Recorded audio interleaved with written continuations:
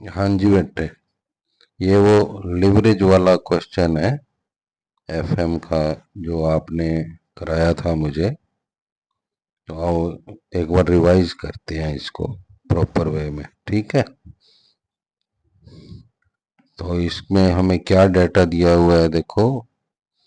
Fixed cost है sales, और equity share capital दी हुई है।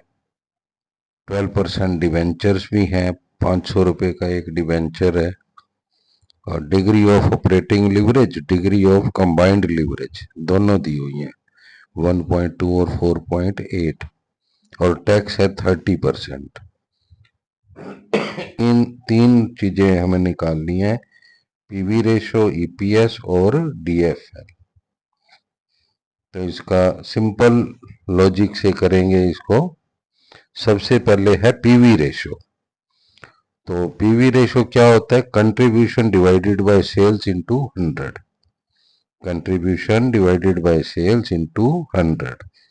तो जो गिवन डाटा है उसमें सेल्स तो हमें दी हुई है, कंट्रीब्यूशन हम फाइंड करेंगे, ठीक है। किसकी हेल्प से, फिक्स्ड कॉस्ट की हेल्प से, और डिग्री ऑफ ऑपरेटिंग लिवरेज।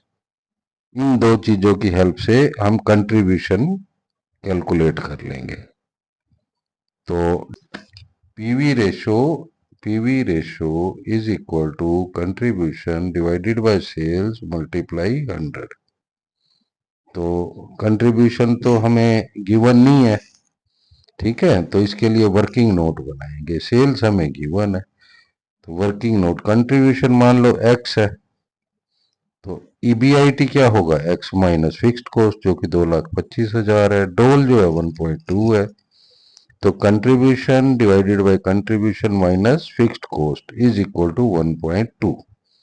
तो कंट्रीब्यूशन हमने एक्स मानी हुई है, तो इससे हम एक्स कैलकुलेट कर लेंगे, जो कि आ गया 13,50,000, ठीक है। कंट्रीब्यूशन आ गया 13,50,000। बस put the value and get the answer.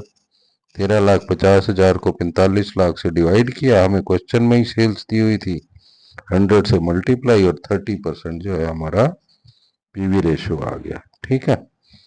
तो दूसरा क्वेश्चन क्या था हमारा, ईपीएस। ईपीएस कैलकुलेट करना है। तो क्या फॉर्मूला होता है ईपीएस का, earning available for equity share holders को डिवाइड कर देंगे नंबर ऑफ इक्विटी शेयर से।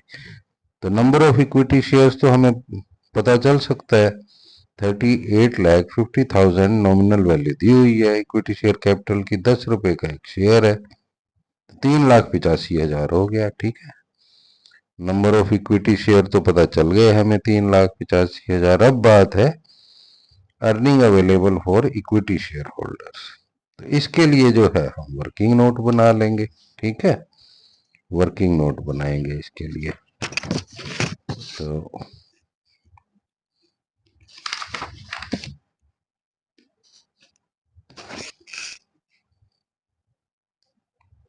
ईपीएस निकालने के लिए क्या फॉर्मूला है, earning available for equity share holders divided by number of shares. Number of shares हम फाइंड कर चुके हैं, 3,85,000।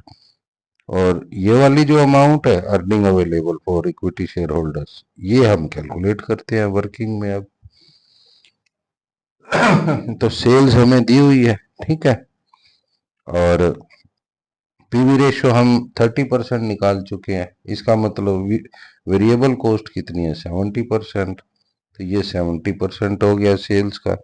माइनस किया, कंट्रीब्यूशन आ गई, और कंट्रीब्यूशन में से फिक्स्ड कॉस्ट माइनस की हमने, और ये ईबीआईटी आ गया हमारे पास, ठीक है।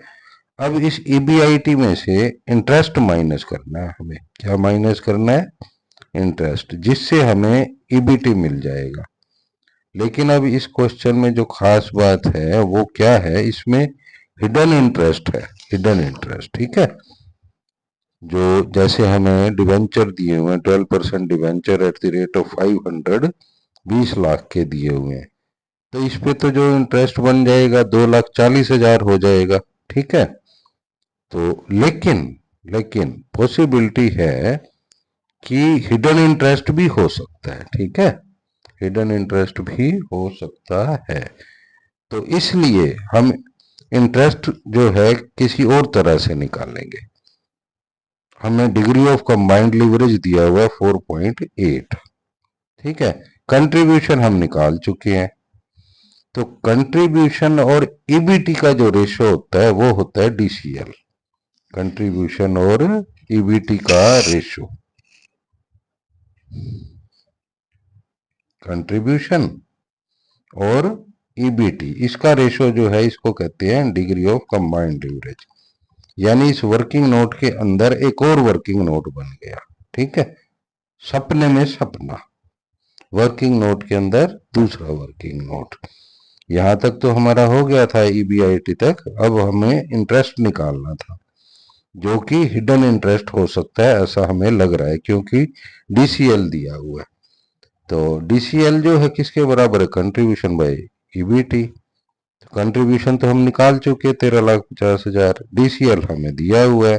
तो ईबीटी आ गया हमारा 2,81,250 रुपीज। तो ये आ गया जी ईबीटी।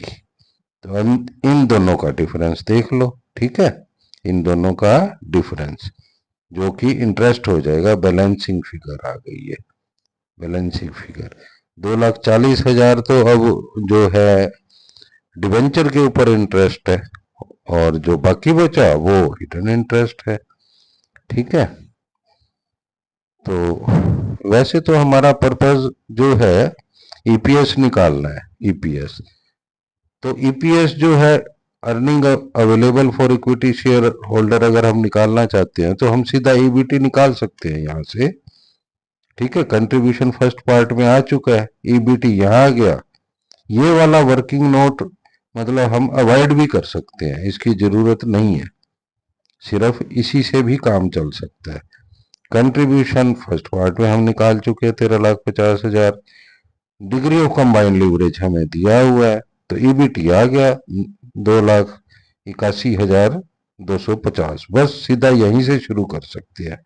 ये वर्किंग नोट जो है इस सारे की जरूरत भी नहीं है। चाहे तो हम ईबीटी 281,250, टैक्स माइनस किया 30% था और earning available for equity share holder आ गई हमारे पास, ठीक है, 1,96,875। तो इसको डिवाइड किया 3,85,000 से, नंबर ऑफ इक्विटी शेयर से 0.511 रुपी जो है क्या आ गया, अर्निंग पर शेयर।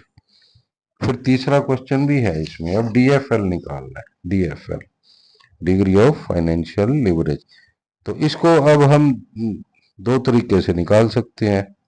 एक तो यही है, इनका रेशो देख लो, डिग्री ऑफ कंबाइंड लिवरेज को डोल से डिवाइड कर दो तो हमारा आ जाएगा डिग्री ऑफ फाइनेंशियल लिवरेज, ठीक है, तो 4 आ जाएगा।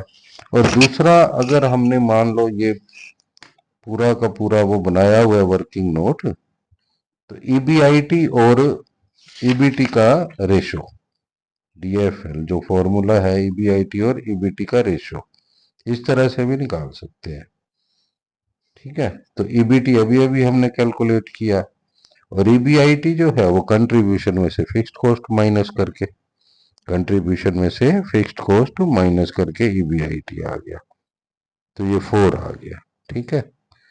तो हो गया ये सोल्यूशन।